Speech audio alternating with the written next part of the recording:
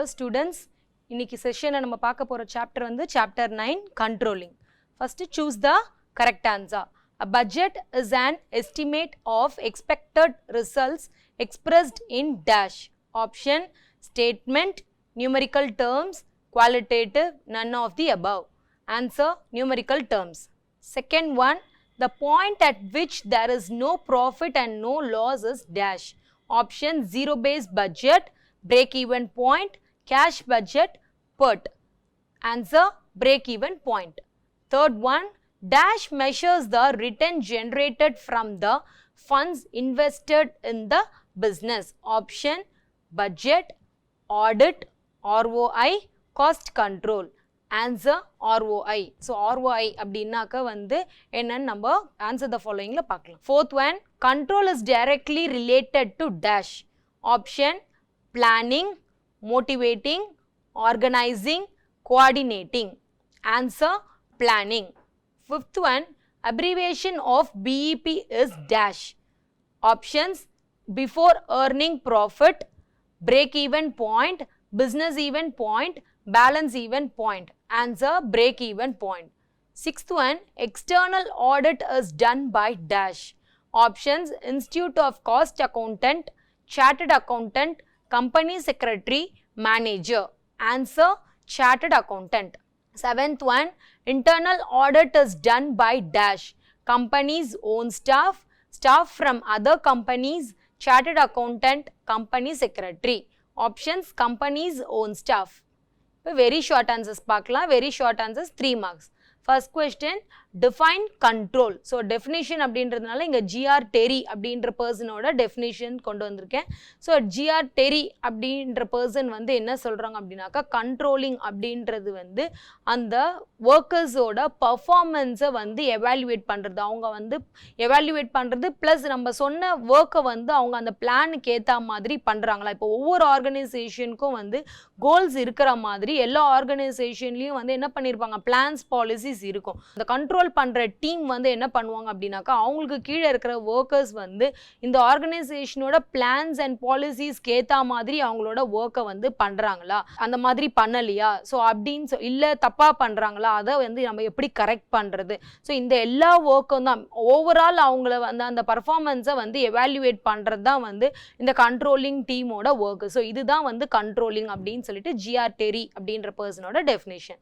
What is budget? So budget அப்படின்றது அப்படின்னாக்க so financial பிளானை தான் வந்து பட்ஜெட் அப்படின்னு சொல்லுவாங்க. ஸோ இப்போது ஃபார் எக்ஸாம்பிளுக்கு சில இதில் ரயில்வேஸில் அப்படிலாம் வந்து இயர்லி போடுவாங்க. இப்போ நம்ம அந்த பிஸ்னஸ் நடத்துகிற இடத்துல வந்து சில பட்ஜெட்லாம் வந்து மந்த்லி போடுற மாதிரி இருக்கும். ஸோ அந்த பட்ஜெட்லாம் வந்து என்னென்னா டைப்ஸ் ஆஃப் பட்ஜெட்டில் நான் கொடுத்துருக்கேன். அது என்னென்னா sales budget, production budget, purchase budget. இந்த பட்ஜெட் என்ன பண்ணுவாங்க அப்படின்னாக்கா இப்போ ஒரு மந்த் பர்ச்சேஸ் பண்ணிகிட்டே இருப்பாங்க. ஏன்னா ப்ரொடக்ஷன் அந்த ஃபேக்ட்ரி அப்படின்றதுனால என்ன பண்ணுவாங்க, ஒவ்வொரு மந்த்தும் வந்து சேல்ஸு, ப்ரொடக்ஷனு, பர்ச்சேஸ் எல்லாமே வந்து இருக்கும். ஸோ அதனால என்ன பண்ணுவாங்க அப்படின்னாக்கா நெக்ஸ்ட் மந்த்துக்கு என்ன பண்ணணும் அப்படின்னு சொல்லிட்டு ப்ரீவியஸ் மந்த்லேயே வந்து அதுக்கான பிளான்ஸ் என்னென்ன எதுக்கு என்னென்ன மணி சென்ட் பண்ண போகிறோம் ஈச் மந்த். இப்போ அதுக்காக இயர்லி சென்ட் பண்ணாக்கா வந்து அப்படி மந்த் வைஸ் போட மாட்டாங்களான்னு கூட அர்த்தம் கிடையாது. இயர்லி போட்டாலும் இந்த மந்த் வந்து என்னென்ன சென்ட் பண்ண போகிறோம், எதுக்கு செலவு பண்ண போகிறோம் அப்படின்னு சொல்லிட்டு பண்ணுவோம். இந்த பட்ஜெட் அப்படின்றது வந்து நியூமரிக்கல் டேர்ம்ஸில் தான் எக்ஸ்பிரஸ் ஆகும்.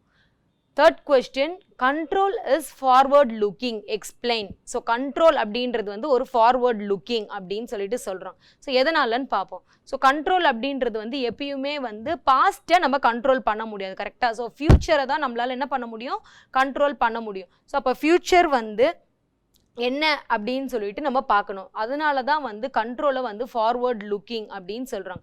ஃப்யூச்சரில் என்னென்ன பண்ண போகிறோம், அதுக்கேற்ற மாதிரி எப்படி கண்ட்ரோல் பண்ணணும் அப்படின்னு சொல்லிட்டு, அதனால தான் ஃபார்வர்ட் லுக்கிங்.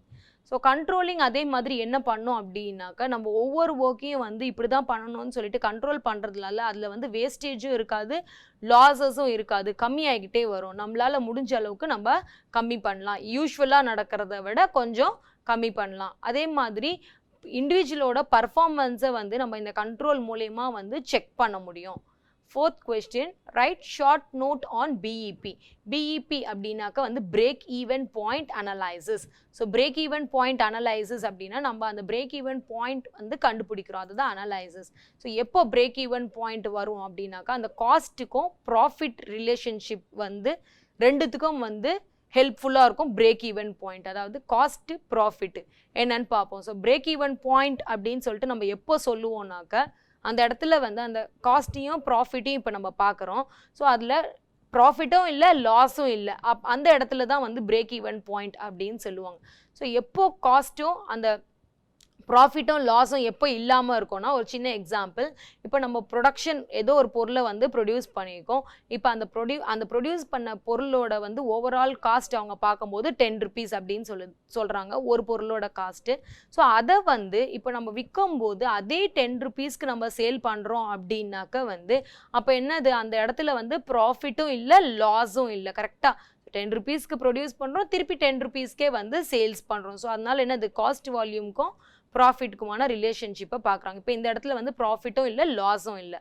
எப்போ ப்ராஃபிட் வரும் அப்படின்னாக்க வந்து அந்த பிரேக் ஈவன் பாயிண்ட்டு பார்க்கும்போது சேல்ஸ் வந்து ஜாஸ்தியாக இருந்துச்சுனாக்க, இப்போ நான் சொன்ன எக்ஸாம்பிள்லேருந்தே சொல்கிறேன், 10 rupeesக்கு நம்ம ப்ரொடியூஸ் பண்ணியிருக்கோம், அப்போ நம்ம 12 rupeesக்கு சேல் பண்ணும்போது அப்போ அந்த அது என்னது, ப்ராஃபிட். இப்போ அதே வந்து 10 rupeesக்கு ப்ரொடியூஸ் பண்ணதை 8 rupeesக்கு சேல் பண்ணால் அது லாஸ்.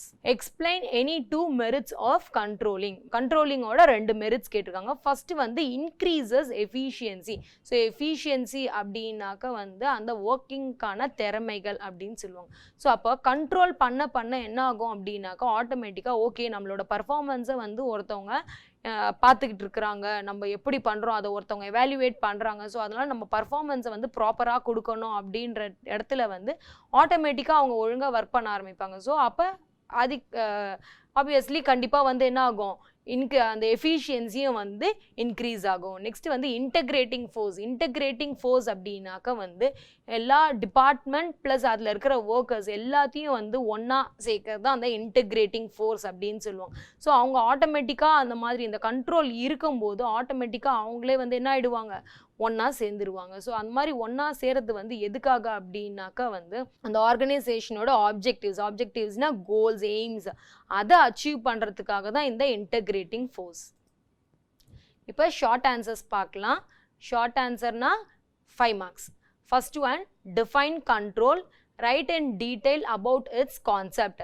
ஸோ டிஃபைன் கண்ட்ரோல் வந்து இப்போ தான் நம்ம வந்து பார்த்தோம். டிஃபைன் கண்ட்ரோலிங், கண்ட்ரோல் எல்லாமே வந்து ஒன்று தான். 2 கண்ட்ரோலிங் கேட்டால் வேறன்னு நினைக்க தேவையில்லை. டிஃபைன் கண்ட்ரோல் கேட்டாலும் அதே தான், டிஃபைன் கண்ட்ரோலிங் கேட்டாலும் அதே டெஃபினிஷன் தான். இப்போ தான் வந்து வெரி ஷார்ட் ஆன்சரில் ஃபர்ஸ்ட் கொஷின் பார்த்தோம், அதே தான் எழுதணும்.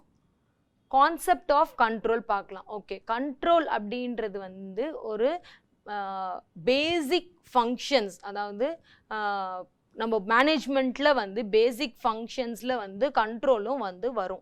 ஸோ அந்த கண்ட்ரோல் இருந்தால் தான் ஆட்டோமேட்டிக்காக வந்து என்ன பண்ண முடியும், அந்த மேனேஜ்மெண்ட்டும் சரி அந்த ஆர்கனைசேஷனும் சரி ஸ்மூத்தாக வந்து ரன் ஆகும். அதுக்காக தான் வந்து கண்ட்ரோல் ரொம்ப ரொம்ப முக்கியம் அப்படின்னு சொல்கிறாங்க. ஓகே, நம்ம ஒரு பர்சனை வந்து கண்ட்ரோல் பண்ணுறோமே அதுக்காக அவங்க வந்து எசிடேட் ஆகிடுவாங்களா, அப்படி கிடையாது. அதாவது கண்ட்ரோல் பண்ணுறதுன்னா அவங்கள நம்ம கண்ட்ரோல் பண்ண போகிறது கிடையாது. அந்த கண்ட்ரோல்னால் என்னன்னு பார்த்தோம், அவங்க எப்படி பர்ஃபார்ம் பண்ணுறாங்க, எந்த வேலை பர்ஃபார்ம் பண்ணுறாங்க, நம்ம பிளானுக்கு ஏற்ற மாதிரி பர்ஃபார்ம் பண்ணுறாங்களா, இதெல்லாம் தான் நம்ம அதில் பார்க்க போகிறோம். ஸோ அதுக்காக வந்து அவங்கள நீ இதை செய்யாத அதை செய்யாதன்னு சொல்லி நம்ம ஒன்றும் கண்ட்ரோல் பண்ண போகிறது கிடையாது. அதே மாதிரி மேனேஜ்மெண்ட்டில் வந்து இந்த கண்ட்ரோல் அப்படின்றது வந்து ஒரு கண்டினியூஸ் ப்ராசஸ் தான். அதாவது எத்தனை மேனேஜ்மெண்ட் மாறினாலும் சரி, எத்தனை ஒர்க்கர்ஸ் மாறினாலும் சரி, அந்த ஆர்கனைசேஷனில் வந்து கண்ட்ரோல் அப்படின்ற ஃபங்க்ஷன் வந்து என்றைக்கும் வந்து நிலையாக இருக்கும். ஸோ அதே மாதிரி கண்ட்ரோல் வந்து பிளானிங் கூடயும் வந்து கனெக்ட் ஆகிருக்காது. கண்ட்ரோலில் வந்து பிளானிங்கும் இருக்குது, பிளானிங்கில் வந்து கண்ட்ரோலும் இருக்கும். ஸோ அதாவது இப்போ பிளான் ஒரு ஒர்க்கை வந்து பிளான் பண்ண அப்புறம் தான் இவங்களால என்ன பண்ண முடியும், அதுக்கான கண்ட்ரோலை வந்து பண்ண முடியும். பிளானிங்கே இல்லை அப்படின்னாக்க வந்து எப்படி கண்ட்ரோல் பண்ணுறது. ஸோ அதனால தான் பிளானிங்கும் கண்ட்ரோலும் கனெக்டட் அப்படின்னு சொல்லிட்டு. ஸோ கண்ட்ரோல் வந்து தான் பிளானிங் கூட கனெக்ட் ஆகிருக்கு, பிளானிங் கண்ட்ரோலோட கனெக்ட் ஆகல. அதனால தான் இன்டர் கனெக்டட்னு கொடுக்காம கண்ட்ரோல் கனெக்டட் டு பிளானிங் அப்படின்னு சொல்லியிருக்காங்க. அதாவது ஒரு ஒர்க்கை வந்து இப்படி பண்ணணும்னு சொல்லி பிளான் பண்ணிடுவாங்க. ஸோ அப்போ அந்த கண்ட்ரோல் இருந்தால் தான் அந்த ஒர்க்கை வந்து ப்ராப்பராக பண்ணுறாங்களான்னு சொல்லிட்டு நம்மளால தெரிஞ்சுக்க கொடுக்க முடியும். ஸோ அதே மாதிரி கண்ட்ரோல் பண்ணுறது வந்து வெறும் அவங்க பர்ஃபார்மன்ஸை வந்து எவாலுவேட் பண்ணுறதுக்காக மட்டும் கிடையாது. இன்கேஸ் அதில் ஏதாவது மிஸ்டேக்ஸ் இருந்துச்சு அப்படின்னாக்கா அந்த சபார்டினேட்ஸை வந்து கரெக்ட் பண்ணுறதும் வந்து இந்த கண்ட்ரோலிங் டிபார்ட்மெண்ட்டோட ஒர்க் தான். ஸோ அதனால கண்ட்ரோலிங்னாலே வந்து அவங்கள வந்து வெறும்னே வந்து இதை செய்யாத அதை செய்யாதுன்னு கண்ட்ரோல் பண்ணுறது தான் கிடையாது. அவங்களோட பர்ஃபார்மன்ஸ் அந்த ஆக்டிவிட்டீஸை வந்து கரெக்ட் பண்ணுறதும் வந்து இவங்களோட work. Second question, write the process of controlling. So கண்ட்ரோலிங்கோட ப்ராசஸ் என்னென்னு பார்க்கலாம். ஃபஸ்ட்டு வந்து establishment of standards. So standards அப்படின்னா வந்து ஒரு இண்டிவிஜுவலோ இல்லை வந்து ஒரு குரூப்ஸோ வந்து இல்லை ஹோல் ஆர்கனைசேஷனோ இப்படி தான் பண்ணணும் அப்படின்னு சொல்லிட்டு என்ன பண்ணியிருப்பாங்க, ஒரு ஸ்டாண்டர்ட் ஃபிக்ஸ் பண்ணிக்கணும், இந்த மாதிரி தான் பண்ணணும்னு சொல்லிட்டு. ஸோ அதுதான் எஸ்டாப்ளிஷ்மெண்ட் ஆஃப் ஸ்டாண்டர்ட்ஸ் அப்படின்னு சொல்லுவாங்க. ஸோ அதாவது அதை ஃபஸ்ட்டு நம்ம இவங்க என்ன பண்ணணும், கண்டுபிடிக்கணும். அதை கண்டுபிடிச்சி வந்து எஸ்டாப்ளிஷ் பண்ணணும்.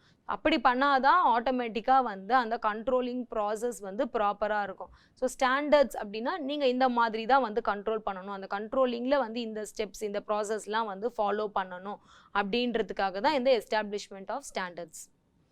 Second, measuring actuals. ஸோ அதாவது ஓகே ஸ்டாண்டர்ட்ஸ் இப்போ எல்லாமே ஃபுல்லாக அதுபடி தான் வந்து பண்ணுறாங்களா அப்படின்னு சொல்லிட்டு என்ன பண்ணணும், எவ்ரி ஸ்டேஜ்லேயும் வந்து அந்த இப்போ ஆக்சுவல் அப்படின்னா வந்து என்னது, இப்போ பண்ணுற ஒர்க்.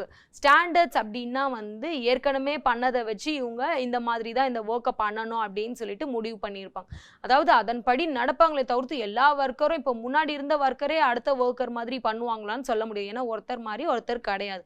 ஸோ எல்லாருமே வித்தியாசமாக இருப்பாங்க. அதனால வந்து அதன்படி நடக்குதான்னு சொல்லி பார்க்கறதுக்காக என்ன பண்ணுவாங்க அப்படின்னாக்கா இந்த மெஷரிங் ஆக்சுவல்ஸ்ன்ற ப்ராசஸை வந்து பண்ணுவாங்க. இதில் என்ன பண்ணுறாங்க அப்படின்னாக்கா இப்போ இருக்கிற ஒர்க்கை வந்து ரெக்கார்ட் பண்ணி எவ்ரி ஸ்டேஜ்லேயும் ஒவ்வொரு லெவல்ஸ்லேயும் ஒவ்வொரு ஸ்டேஜஸ்லேயும் வந்து அதை வந்து அந்த ஸ்டாண்டர்ட்ஸ் கூட கம்பேர் பண்ணி மெஷர் பண்ணுவாங்க. ஸோ அப்போ வந்து நம்மளுக்கு ஈஸியாக வந்து அதில் ஏதாவது தப்பு இருக்கா, இல்லை இன்னும் ஏதாவது நம்ம டெவலப் பண்ணிக்கணுமா, ஏதாவது அதில் க்ரோத் பண்ணலாமா அப்படின்ற டெசிஷன்ஸ்லாம் வந்து எடுக்கலாம். டிரைவிங் டீவியேஷன்ஸ் அப்படின்னா வந்து என்னது, நம்ம போயிட்டே இருக்கிறோம் ஒரு பாதைக்குள்ள, திடீர்னு வேற இடத்துல ஒரு ரெண்டு பிரியும் போது என்ன ஆகும், நம்மளுக்கு எந்த பக்கம் போகணும்னு ஒரு கன்ஃபியூஷன்ஸ் இருக்கும்ல. ஸோ அந்த மாதிரி தான் அந்த ஒர்க்கர்ஸ் வந்து ஒரு ஃப்ளோவாக ஒர்க் பண்ணிக்கிட்டே இருக்கும்போது திடீர்னு நடுவில் ஏதாவது டிஸ்ட்ராக்ஷன்ஸ் வரும். ஸோ அப்போ எந்த மாதிரி பண்ணணும் எப்படி பண்ணணும்னு சொல்லிட்டு தெரியாது.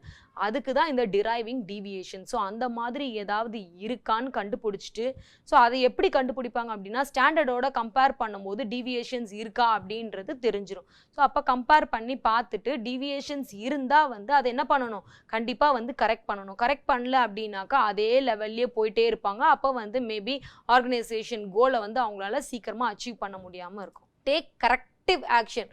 ஓகே, இப்போ அந்த டிவியேஷன்ஸ் இருக்குன்னு வந்து தெரிஞ்சுக்கிட்டாங்க அப்படின்னாக்க ஸோ அப்போ அந்த டிவியேஷன்ஸ்க்கு ஏற்ற மாதிரி என்ன பண்ணணும், இவங்க கரெக்டான ஆக்ஷன்ஸை வந்து எடுத்தால் மட்டும்தான் அந்த டிவியேஷன்ஸை வந்து சரி பண்ண முடியும். அதே மாதிரி அந்த டிவியேஷனுக்கான ரீசனையும் வந்து கண்டுபிடிக்கணும். வெறும் அதை வந்து கரெக்ட் பண்ணுறதும் இல்லாமல் எதனால் வந்ததுன்னு கண்டுபிடிக்கணும். அப்போ தான் நெக்ஸ்ட் டைம் அந்த டிவியேஷன் இல்லாமல் வந்து பார்த்துக்க முடியும். Third question, explain the characteristics of controlling. So கண்ட்ரோலிங்கோட கேரக்டரிஸ்டிக்ஸ்னால் இன்னொரு பேர் ஃபீச்சர்ஸ் ஆல்ரெடி சொல்லியிருக்கேன். ஃபர்ஸ்ட் வந்து controlling is an estimation. So controlling அப்படின்றது வந்து மறுபடியும் சொல்கிறேன், ஒருத்தவங்களை வந்து நீ இந்த வேலை இப்படி தான் செய்யணும் அப்படி தான் செய்யணும்னு சொல்லிட்டு நம்ம ஃபோர்ஸ் பண்ணுறது கிடையாது. கண்ட்ரோல் அப்படின்றது வந்து அவங்கள வந்து நம்ம ப்ரிவென்ட் பண்ணுறது, அதாவது வேஸ்ட் ஆகாமல் டேமேஜ் ஆகாமல் லாஸ் ஆகாமல். இப்போது ஒரு ஆர்கனைசேஷனுக்கு லாஸ் அப்படின்னா ஆட்டோமேட்டிக்காக அந்த ஒர்க்கர்ஸ்க்கும் வந்து அது லாஸ் தான்.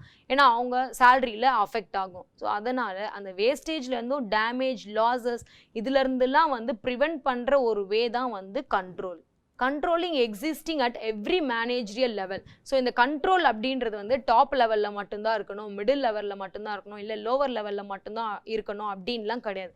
இந்த அந்தந்த ஸ்டேஜுக்கு ஏற்ற மாதிரி அந்தந்த லெவல்ஸ்க்கு ஏற்ற மாதிரி, இப்போ டாப் லெவலில் அதுக்கேற்ற மாதிரியான கண்ட்ரோல், மிடில் லெவலில் அதுக்கேற்ற மாதிரி, லோவர் லெவலில் அதுக்கேற்ற மாதிரி. ஸோ அந்த மாதிரி எல்லா லெவல்ஸ்லேயும் வந்து இந்த கண்ட்ரோலிங் ஃபங்க்ஷன் கண்டிப்பாக இருக்கும். Controlling is a continuous activity, இது ஏற்கனவே பார்த்தோம். ஸோ இந்த டிவியேஷன்ஸ் இருந்தாலும் சரி இல்லைனாலும் சரி அந்த பிளான்டு பர்ஃபார்மன்ஸை ஸ்டாண்டர்ட்ஸ் கூட கம்பேர் பண்ணிவிட்டு என்ன பிளான் பண்ணியிருக்காங்கன்னு பார்த்துட்டு ஆக்சுவலியும் அதையும் கன்ஃபார்ம் பண்ணி பார்த்துட்டு டீவியேஷன்ஸ் இருந்தால் அதை வந்து என்ன பண்ணிக்கிட்டே இருக்கணும், நடுவில் ரெக்டிஃபை பண்ணிக்கிட்டே இருக்கணும். அதே மாதிரி இட் இஸ் யூனிவர்சல். கண்ட்ரோல் அப்படின்றது வந்து யூனிவர்சல். யூனிவர்சல்னா என்னது? எல்லா ஆர்கனைசேஷன்லையும், அதாவது பிஸ்னஸ் ஆர்கனைசேஷன்லையாக இருந்தாலும் சரி, இல்லை நான் பிஸ்னஸ் ஆர்கனைசேஷனாக இருந்தாலும் சரி, ஸோ எல்லா இதுலேயுமே வந்து என்ன தேவை? இந்த கண்ட்ரோல் அப்படின்றது ரொம்ப ரொம்ப முக்கியம். Control is forward looking. So already பார்த்தோம், கண்ட்ரோல் அப்படின்றது வந்து பாஸ்ட்டை நம்ம எப்பயுமே வந்து கண்ட்ரோல் பண்ண முடியாது. ஃப்யூச்சர் அதுக்கு அடுத்து வர்றதை தான் வந்து நம்ம என்ன பண்ணலாம், எப்படி பண்ணலாம் அப்படின்னு சொல்லிட்டு கண்ட்ரோல் பண்ண முடியும். முடிஞ்சு போனதை நம்ம அதுக்கு மேலே வந்து எதுவுமே பண்ண முடியாது. ஸோ அதனால ஃப்யூச்சரை வந்து கண்ட்ரோல் பண்ணிவிட்டு அதில் வந்து ஏதாவது லாஸஸ், வேஸ்டேஜ் ஏதாவது வருமா, அதை எப்படி வந்து மினிமைஸ் பண்ணலாம் அப்படின்றதெல்லாம் வந்து பார்த்துக்கிட்டு, ஸோ இதில் வந்து நம்ம எம்ப்ளாயீஸ், அந்த பர்டிகுலர் இண்டிவிஜுவல்ஸோட பர்ஃபார்மன்ஸையும் தெரிஞ்சுக்க முடியும். இப்போ லாங் ஆன்சர்ஸ் பார்க்கலாம். லாங் ஆன்சர்ஸ் வந்து 10 marks. Define controlling, explain its merits and demerits. So define controlling already வந்து அதுலேயே இருக்கிறதுனால உங்களுக்கு இதில் கொடுக்கல, அதே ஆன்சர்ஸே வந்து நீங்கள் எழுதிக்கலாம். ஸோ பாருங்கள், அப்போ சில இதெல்லாம் வந்து ரிப்பீட்டடாக இருக்கும். ரிப்பீட்டட் கொஸ்டின்ஸை வந்து இல்லைன்னு நினச்சி விட்டுறாதீங்க. அதுக்கேற்ற மாதிரி நீங்கள் என்ன பண்ணணும், புக்கில் செக் பண்ணிவிட்டு ரிப்பீட்டட் கொஸ்டின்ஸ் இருக்கிறத படிச்சுக்கோங்க. இதில் ரிப்பீட்டடாக இருக்கிறதுனால நான் 2 வாட்டி வந்து உங்களுக்கு ஸ்லைட் போடாமல் விட்டுருக்கேன். ஸோ அதனால் ரிப்பீட்டடாக வர கொஸ்டின்ஸை இதிலேருந்து எடுத்து பார்த்து படிச்சுக்கோங்க. இப்போ ஒரு சில 2 கொஸ்டின்ஸ்லாம் வந்து என்ன பண்ணியிருக்காங்க அப்படின்னாக்கா, இந்த மெரிட்ஸே ஒரு கொஸ்டின் இருக்கும், இன்னொரு கொஸ்டின் வந்து டெக்னிக்ஸ் இருக்கும். அது நம்ம நெக்ஸ்ட் பார்ப்போம், டெக்னிக்ஸ் ஆஃப் கண்ட்ரோலிங். ஸோ இந்த 2 கொஸ்டினும் திருப்பி வந்து லாங் ஆன்சர்ஸில் ரிப்பீட் ஆகிறதுனால வந்து நான் லாங் ஆன்சரில் கொடுத்துட்டேன், ஷார்ட் ஆன்சர்ஸில் வந்து ஸ்கிப் பண்ணியிருக்கேன். நீங்கள் அதுக்காக வந்து அது இல்லை அப்படின்னு சொல்லிட்டு விட்டுறாதீங்க. அந்த கொஸ்டின்ஸை வந்து இந்த ஆன்சர்ஸையே வந்து எடுத்து அதுக்கு எழுதணும். அதனால தான் அதை ஸ்கிப் பண்ணியிருக்கேன். ஓகே, டிஃபைன் கண்ட்ரோலிங் ஏற்கனவே கொடுத்துட்டேன்னு சொன்னேன். இப்போ மெரிட்ஸ் பார்க்கலாம். கரெக்டிங் த டீவியேஷன்ஸ். ஸோ மெரிட்ஸ்னால் அதோட அட்வான்டேஜஸ், பெனிஃபிட்ஸ் அப்படின்னு சொல்லலாம். ஸோ ஃபஸ்ட்டு பெனிஃபிட்டே வந்து கரெக்டிங் டீவியேஷன்ஸ். கண்ட்ரோல் பண்ணுறதுனால நம்மளால் என்ன பண்ண முடியும், அந்த டீவியேஷன்ஸ், அதாவது நம்ம சொன்ன பிளானுக்கும் இப்போ நடக்கிற ஒர்க்குக்கும் வந்து நம்ம தான் ஆட்டோமேட்டிக்காக வந்து கம்பேர் பண்ணிக்கிட்டே வரோமா. ஒவ்வொரு ஸ்டேஜ்லையும் நம்ம கம்பேர் பண்ணிக்கிட்டே வரும்போது நம்ம பிளானுக்கு ஏற்ற மாதிரி நடக்குதா நடக்கலையான்னு சொல்லிட்டு தெரிஞ்சிடும். நடக்கலைன்னா அதுதான் டீவியேஷன். ஸோ அப்போ என்ன ஆகும், அந்த இடத்துல வந்து நம்மளோட ரூல்ஸ்க்கு ஏற்ற மாதிரியும் நம்மளோட பாலிசிஸ்க்கு ஏற்ற மாதிரியும் அதை நம்மளால கரெக்ட் பண்ணிக்க முடியும். ஸோ அதனால அது one of the advantages. Initiating action.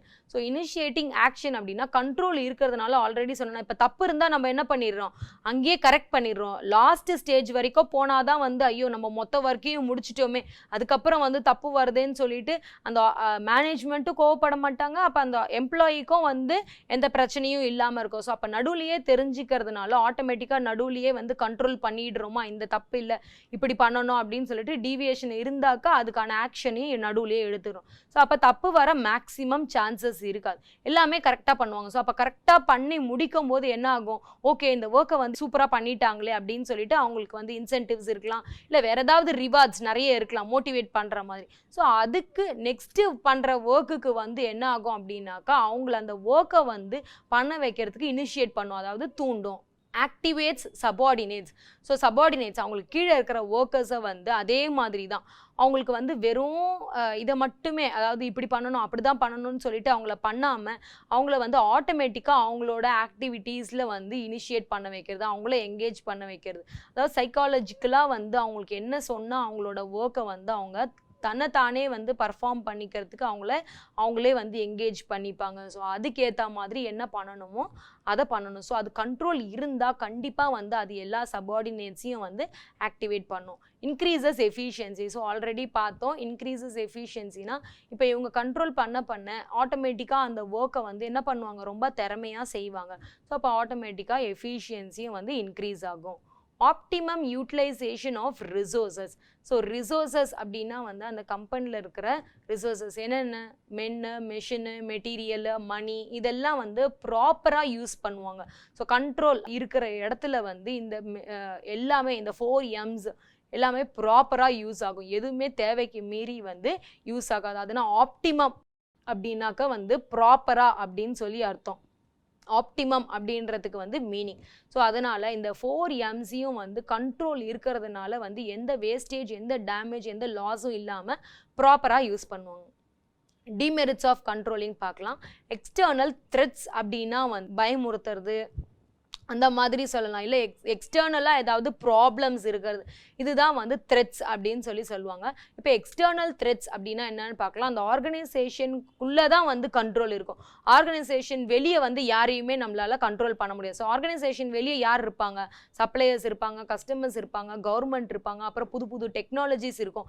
இது எல்லாமே வந்து என்ன ஆகும்? ஆர்கனைசேஷனுக்கு வெளியே இருக்கிறது தான். ஸோ இப்போ இது நம்மளுக்கு என்ன ஆகிடும்னா ஒரு சேலஞ்ச் மாதிரி ஆகிடும். ஸோ அந்த மேனேஜ்மெண்ட்டுக்கு ஒரு பெரிய சேலஞ்ச் ஆகிடும். அதாவது எல்லாம் சேர்ந்து ஒன்றா வரும்போது. ஏன்னா புதுசாக டெக்னாலஜிஸ் இருக்கலாம், இல்லை புது சப்ளையர்ஸ் இருக்கலாம், அந்த மாதிரி எதுவாக வேணால் இருக்கலாம். அப்போ இந்த எக்ஸ்டர்னல் த்ரெட்ஸை வந்து நம்மளால் என்ன பண்ண முடியாது? கண்ட்ரோல் பண்ண முடியாது. ஸோ அது ஒன் ஆஃப் த டிமெரிட்ஸாக இருக்குது. நெக்ஸ்ட் வந்து இம்பாசிபிலிட்டி ஆஃப் குவாலிஃபிகேஷன். ஸோ அதாவது அந்த குவாலிஃபிகேஷன் அப்படின்றது வந்து என்னன்னாக்கா அந்த ஸ்டாண்டர்டை நம்ம செட் பண்ணுறது, அந்த டேர்ம்ஸ்க்கு ஏற்ற மாதிரி நம்ம செட் பண்ணுறது. இப்போ ஒரு சில இடத்துல வந்து அந்த ஸ்டாண்டர்ட்ஸ் நம்ம என்ன தான் ஃபிக்ஸ் பண்ணாலும் ஒரு சைக்காலஜிக்கலாக வந்து அது எல்லா டைம்லேயும் வந்து பாசிபிள் ஆகாது. ஒரு சில ஏரியாஸில் வந்து அதன்படி தான் வந்து நம்ம பண்ணணும் அப்படின்னு சொல்லிட்டு மைண்டில் வந்து கண்டிப்பாக அவங்க அந்த ஒர்க்கர்ஸ் வந்து ஃபிக்ஸ் பண்ணாதான் அதுபடி பண்ண முடியும். ஸோ அவங்க மைண்டில் வந்து ஃபிக்ஸ் ஆகிறது வந்து அவங்களுக்கு சைக்காலஜிக்கலாக வந்து ஏதாவது ப்ராப்ளம் இருக்கலாம். ஸோ அந்த மாதிரி டைமில் வந்து இந்த இம்பாசிபிலிட்டி ஆஃப் குவான்டிஃபிகேஷன் நடக்கும். Employees resistance. So employees resistance அப்படின்னா வந்து என்ன ஆகும்னா சில பேருக்கு வந்து அவங்களோட பர்ஃபார்மன்ஸை வந்து செக் பண்ணுறது சில பேருக்கு பிடிக்காது. அதாவது நான் கரெக்டாக தானே ஒர்க் பண்ணுறேன், என்னை ஏன் ஒருத்தவங்க வந்து செக் பண்ணணும், என்னை ஏன் ஒருத்தவங்க கண்ட்ரோல் பண்ணணும், அவங்க ஏன் என்னை வந்து சூப்பர்வைஸ் பண்ணணும். ஸோ அந்த மாதிரி அவங்களுக்குள்ளாரியே ஒரு இன்ஃபீரியாரிட்டி காம்ப்ளெக்ஸ் இருக்கும். ஸோ அந்த மாதிரி இருக்கும்போது அந்த எம்ப்ளாயீஸ் வந்து என்ன பண்ண மாட்டாங்க? அந்த பர்ஃபார்மன்ஸை செக் பண்ணுறத வந்து விரும்ப மாட்டாங்க. நெக்ஸ்ட் வந்து கம்யூனிகேஷன் பேரியர்ஸ். கம்யூனிகேஷன் பேரியர்ஸ் அப்படின்னா வந்து அதுதான் ஒருத்தவங்க இன்னொருத்தவங்க கிட்ட கம்யூனிகேட் பண்ணும்போது அங்கே ஏதாவது ப்ராப்ளம்ஸ் வரலாம். ஸோ ஏன்னா நடுவில் கம்யூனிகேஷன் அப்படின்றது வந்து ப்ராப்பராக போனால் தான் அந்த கம்யூனிகேஷன் ரெண்டு பேரையும் ரீச் ஆகும். ஸோ அந்த கம்யூனிகேஷன் பேரியர்ஸ் இருந்ததுனாக்கா அது ஒன் ஆஃப் கண்ட்ரோலுக்கு ரொம்ப ரொம்ப டிமெரிட்ஸாக இருக்கும். Time consuming. அதே மாதிரி இப்போ எல்லாமே வந்து நம்ம என்ன பண்ண போகிறோம்? இப்போ ஆக்சுவல் பர்ஃபார்மன்ஸோட ஒவ்வொரு ஸ்டேஜ்லேயும் வந்து நம்ம ஸ்டாண்டர்ட்ஸோட ஆக்சுவல் பர்ஃபார்மன்ஸை கம்பேர் பண்ணி பார்க்குறோம். அப்போ ஒரு வாட்டி கம்பேர் பண்ணும்போது என்ன ஆகும்? டைம் வந்து நிறைய எடுக்கும். ஸோ இது அதிகபட்சம் எங்கே நடக்கும் அப்படின்னாக்கா ரொம்ப பெரிய பெரிய ஆர்கனைசேஷன்லாம் இந்த மாதிரி பண்ணுவாங்க. ஸோ எல்லாத்தையும் வந்து ஒவ்வொரு ஸ்டேஜ்லேயும் ஒவ்வொரு லெவல்லையும் வந்து நீ கம்பேர் பண்ணணும் அப்படின்னாக்கா என்ன ஆகும்? ஏன்னா கம்பேர் பண்ணி ரைட்டா தப்பா அப்படின்னு சொல்லி பார்த்துட்டு இவங்க என்ன பண்ணணும்? அடுத்த ஒர்க்கை வந்து ஸ்டார்ட் பண்ணணும். ஸோ அப்போ அந்த கரெக்டாக இல்லையான்னு கம்பேர் பண்ணும்போது என்ன ஆகும்? ஒவ்வொரு ஸ்டேஜ்லையும் கம்பேர் பண்ணும்போது டைம் எடுக்கும். ஏன்னா அதில் கரெக்ஷன் இருந்தால் மாற்றணும், டீவியேஷன்ஸ் இருந்தால் அதுக்கான ரீசன் எல்லாமே வந்து கண்டுபிடிக்கணும். ஸோ இந்த மாதிரிலாம் பண்ணும்போது டைம் நிறைய எடுக்கிறதுனால வந்து அதிகமான டைம் தேவை அப்படின்னு சொல்கிறாங்க. செகண்ட் கொஸ்டின் பார்க்கலாம். Right in detail techniques of controlling. So இதே கொஸ்டின் வந்து 4 டெக்னிக்ஸை வச்சு ஷார்ட் ஆன்சரில் கேட்டிருக்காங்க. அதில் நான் உங்களுக்கு செப்பரேட்டாக கொடுக்கல. இதுலேருந்து ஏதாவது 4 சூஸ் பண்ணி நீங்கள் அந்த ஷார்ட் ஆன்சருக்கு எழுதிக்கலாம். First one budget. So budget already நம்ம இப்போ தான் பார்த்தோம். இது வந்து நியூமரிக்கல் டேர்ம்ஸில் தான் இருக்கும். ஃபினான்ஷியல் பிளான், பிஸ்னஸோட ஃபினான்ஷியல் பிளானு தான் வந்து பட்ஜெட் அப்படின்னு சொல்லுவாங்க. அதாவது ஃப்யூச்சரில் நெக்ஸ்ட் மந்த்லேயோ இல்லை நெக்ஸ்ட் இயர்லேயோ நம்ம என்ன ஸ்பெண்ட் பண்ண போகிறோம் அப்படின்னு சொல்லிட்டு செக் பண்ணுறது தான் வந்து பட்ஜெட். பிரேக் ஈவன் பாயிண்ட்டு பார்த்தோம். பிரேக் ஈவன் பாயிண்ட் அப்படின்னா வந்து ப்ராஃபிட்டும் இல்லை லாஸும் இல்லை, அந்த இடத்துல தான் வந்து பிரேக் ஈவன் பாயிண்ட் வரும். இந்த பிரேக் ஈவன் பாயிண்ட் வந்து காஸ்ட் வால்யூமுக்கும் ப்ராஃபிட்டுக்குமான ரிலேஷன்ஷிப்பை வந்து அனலைஸ் பண்ணுறதுக்கு ரொம்ப ரொம்ப யூஸ்ஃபுல்லாக இருக்கும். காஸ்ட் வால்யூம்னா ஒன்றும் இல்லை, அந்த காஸ்ட் எவ்வளோ, அதில் ப்ராஃபிட் இருக்கா இல்லையா, அதுக்கான ரிலேஷன்ஷிப்ஸை கண்டுபிடிக்கிறதுக்கு யூஸ்ஃபுல்லாக இருக்கும். ரிட்டர்ன் ஆன் இன்வெஸ்ட்மெண்ட் 1 மார்க்கில் பார்த்தோம்ல ROI. ரிட்டர்ன் ஆன் இன்வெஸ்ட்மெண்ட் அப்படின்னா வந்து ROI அப்படின்னு அர்த்தம். ஸோ இது எதுக்கு யூஸ்ஃபுல்லாக இருக்கும் அப்படின்னாக்க ஓவரால் எஃபிஷியன்சி, அந்த ஃபேமோட ஓவரால் எஃபிஷியன்சியை தெரிஞ்சுக்கிறதுக்காக இந்த ரிட்டர்ன் ஆன் இன்வெஸ்ட்மெண்ட் வந்து ரொம்ப ரொம்ப யூஸ்ஃபுல்லாக இருக்கும். மெயினாக வந்து ப்ராஃபிட்டுக்கும் ப்ரொப்ரைட்டரோட ஃபண்டுக்குமான ரிலேஷன்ஷிப். ப்ரொப்ரைட்டர் ஃபண்டுனா என்னது? அந்த பர்சன், அந்த பிஸ்னஸை யார் ஸ்டார்ட் பண்ணாங்களோ அவங்க தான் வந்து ப்ரொப்ரைட்டர். ஸோ அவங்களோட ஃபண்ட்ஸ் எவ்வளோ போட்டிருக்காங்க, எவ்வளோ வந்து கேபிட்டல் போட்டிருக்காங்க, ப்ளஸ் வந்து ப்ராஃபிட்ஸ் நம்மளுக்கு எவ்வளோ கிடச்சிருக்கு, இதை வந்து இந்த ரிட்டர்ன் ஆன் இன்வெஸ்ட்மெண்ட் மூலியமாக வந்து தெரிஞ்சுக்க முடியும். Statistical analysis. ஓகே, ஸ்டாட்டிஸ்டிக்கல் அப்படின்னா வந்து நீங்கள் ஆல்ரெடி பார்த்துருப்பீங்க, அந்த இதுலேயே வந்து ஸ்டாட்டிஸ்டிக்ஸ்லேயே வந்து ட்ரெண்ட் அனலைசிஸ், அப்புறம் வந்து கோரிலேஷன், ஆவரேஜ், பர்சன்டேஜ், இந்த மாதிரி நிறைய இருக்கும். ஸோ இது எதுக்காக அப்படின்னாக்கா வந்து நம்ம பண்ணுற அந்த ஒர்க் வந்து இப்போ ஃபார் எக்ஸாம்பிள் லாஸ்ட் இயருக்கும் இந்த இயருக்கும் கம்பேர் பண்ணுவாங்க, பர்சன்டேஜ் போடுவாங்க, இல்லை ஆவரேஜ் போடுவாங்க, இல்லை ட்ரெண்ட் அனாலிசிஸ் அப்படின்னா வந்து ஒரு கிராஃப் மாதிரி டிவிலாம் பார்த்துருப்பீங்க, இப்போ ஏறும் இறங்கும் அந்த மாதிரிலாம் வந்து காமிச்சிருப்பாங்க. இப்போ இந்த வருஷம் வந்து இப்போ இவ்வளோ ஏறி இருக்குது, நெக்ஸ்ட் இயர் வந்து இன்னும் அதுக்கு மேலே ஏறி இருக்குது, அதுக்கப்புறம் டவுன் ஆகிருக்கு. இப்போ ஃபார் எக்ஸாம்பிள் கோல்டு ரேட்டில் கூட நீங்கள் போட்டு பார்த்தீங்கன்னா தெரியும், இந்த மந்த்லேருந்து இந்த மந்த் வரைக்கும் வந்து எவ்வளோ அப்படின்னு சொல்லிட்டு ஒரு இது போட்டிருப்பாங்க. அந்த மாதிரிலாம் வந்து கிராஃப்லாம் போட்டு பார்ப்பாங்க. அது ஸ்டாட்டிஸ்டிக்கல் அனலைசிஸ். இது எதுக்காக பார்க்குறாங்க, அந்த ஆர்கனைசேஷனில் வந்து ஒர்க் வந்து ப்ராப்பராக நடக்குதா, நெக்ஸ்ட் இயர் பண்ணும்போது இதெல்லாம் ப்ராப்பராக பண்ணுறாங்களா, இதெல்லாம் வந்து ஒரு டெக்னிக்ஸ், கண்ட்ரோலோட டெக்னிக்ஸ். லாஸ்ட் இயர்து தான் கம்பேர் பண்ணி வச்சு தான் நெக்ஸ்ட் இயருக்கு கண்ட்ரோல் பண்ணுவாங்க. நெக்ஸ்ட்டு ரெஸ்பான்சிபிலிட்டி சென்டர் அப்படின்னா வந்து ஒரு ஆர்கனைசேஷனல் யூனிட் அப்படின்னு சொல்லுவாங்க. எதுனா இது வந்து யாருக்கு கீழேனா ஒரு சிங்கிள் பர்சன் யார் இந்த பிஸ்னஸ் ஆப்ரேஷனை யார் பண்ணுறாங்களோ அவங்க தான் அந்த சிங்கிள் பர்சன். ஸோ அவங்களுக்கு கீழே தான் வந்து இந்த ரெஸ்பான்சிபிலிட்டி சென்டர்ஸ் இருக்கும். இந்த ரெஸ்பான்சிபிலிட்டி சென்டரில் வந்து என்ன பண்ணுவாங்க அப்படின்னா ஆன் த ஹோல் ஓவராலாக அதை டீமாக பிரித்து கொடுத்துருவாங்க. ஆன் த ஹோல் ஓவராலாக வந்து அதை பார்க்குறது வந்து ஒரு பர்சனோட ரெஸ்பான்சிபிலிட்டி. இந்த மேனேஜ்மெண்ட் இன்ஃபர்மேஷன் சிஸ்டம் அப்படின்னா வந்து ஒன்றும் கிடையாது, சிஸ்டமேட்டிக் ப்ரொசீஜரை தான் வந்து இப்படி சொல்கிறோம். ஸோ சிஸ்டமேட்டிக் ப்ரொசீஜர் வந்து எதுக்கு தேவை, நம்ம எந்த ஒர்க் பண்ணாலும் சரி, இல்லை எந்த லெவல்ஸில் பண்ணாலும் சரி, இந்த இந்த இன்ஃபர்மேஷன் சிஸ்டமை வந்து எதுக்கு ஃபாலோ பண்ணுறாங்க அப்படின்னாக்க, இப்போ ஒவ்வொரு லெவல்ஸ்லேயும் ஒரு மாதிரியான ஒர்க் இருக்கும். அதுக்குள்ளார இருக்கிற ஒர்க்கர்ஸ் வந்து ஏன் இஷ்டப்படி நான் ஒர்க்கை பண்ணுவேன் அந்த மாதிரி வந்து என்ன பண்ண முடியாது, யாரும் பண்ண முடியாது. ஸோ எல்லா லெவல்ஸ் ஆஃப் மேனேஜர்ஸும் சேர்ந்து ஒரே மாதிரி ஒர்க்கை பண்ணுறதுக்காக தான் இந்த மேனேஜ்மெண்ட் இன்ஃபர்மேஷன் சிஸ்டம். ஸோ இது வந்து அது சொல்கிற ப்ரொசீஜர் படி நம்ம ப்ராப்பராக அந்த ஒர்க்கை வந்து பண்ணிக்கிட்டே இருக்கிறதுக்காக. நெக்ஸ்ட் வந்து external and internal audit. So external audit அப்படின்றது வந்து வெளியே இருந்து சார்ட்டர்ட் அக்கௌண்டன்ட் பண்ணுவாங்க. இன்டர்னல் ஆடிட் அப்படின்றது வந்து கம்பெனிக்குள்ளாரியே வந்து அந்த ஃபைல்ஸ்லாம் பார்க்குறதுக்கு ஒரு பர்சனை அப்பாயிண்ட் பண்ணியிருப்பாங்க, அவங்க கம்பெனிஸ் ஓன் ஸ்டாஃபே பண்ணுவாங்க. Personal observation. So personal observation அப்படின்னாக்கா அந்த மேனேஜர் அவங்களுக்கு கீழே இருக்கிற எம்ப்ளாயீஸை வந்து அவங்க எப்படி ஒர்க்கை பண்ணுறாங்க, எந்த மாதிரிலாம் பண்ணுறாங்க, அந்த நம்மளோட பிளான்ஸ் பாலிசிஸ்க்கு ஏற்ற மாதிரி பண்ணுறாங்களா அப்படின்னு பர்சனலாக அந்த மேனேஜர் அப்சர்வ் பண்ணிக்கிட்டே இருப்பாங்க. PERT and CPM. PERT அப்படின்னா programme evaluation and review techniques. So ஒவ்வொரு ப்ரோக்ராம்ஸையும், அதாவது இதில் என்னென்னலாம் வரும்னா பிளானிங், மானிட்டரிங், கண்ட்ரோலிங் எல்லாமே வரும். அந்த ஒர்க்கர்ஸ் வந்து நம்ம ப்ராஜெக்டை வந்து நம்ம சொல்கிறதுக்கு ஏற்ற மாதிரி பண்ணுறாங்களா அப்படின்னு கண்டுபிடிக்கிறது வந்து PERT. சிபிஎம் அப்படின்றது வந்து கிரிட்டிக்கல் பாத் மெத்தட். அதாவது ஒவ்வொரு டிபார்ட்மெண்ட்லேயும் வந்து அந்த ஒர்க்கர்ஸ் வந்து அவங்களோட ஆக்டிவிட்டீஸை அவங்க சொன்ன டைமுக்கு ஏற்ற மாதிரி பண்ணுறாங்களா, இல்லை வந்து டைம் வந்து அதிகமாக தேவைப்படுதா, எப்போ ஸ்டார்ட் பண்ணுறாங்க எப்போ ஃபினிஷ் பண்ணுறாங்க, அதை யூஸ் பண்ணி வந்து என்ன பண்ணுவாங்க, டைமை வந்து மெஷர் பண்ணுவாங்க. ஸோ இதுக்கு வந்து இந்த PERT, இந்த சிபிஎம் இது வந்து ரொம்ப ரொம்ப யூஸ்ஃபுல்லாக இருக்கும். இதன் மூலயமா வந்து எந்த வேலை போனால் நம்ம லாங்காக இருக்குது அப்படின்னு சொல்லிட்டு, எந்த வேலை போனால் நம்ம கம்மியான டைமுக்குள்ளார ரீச் பண்ணலாம், இதெல்லாம் கண்டுபிடிக்கிறதுக்கு தான் இந்த கிரிட்டிக்கல் பாத் மெத்தட். ஸோ இதில் நம்ம 9th சாப்டர்ஸில் எல்லா கொஸ்டின்ஸும் பார்த்துட்டோம். ஸோ இந்த செஷனில் இந்த ஃபுல் சாப்டரோட கொஸ்டின் ஆன்சர்ஸும் முடிஞ்சிச்சு. Thank you students.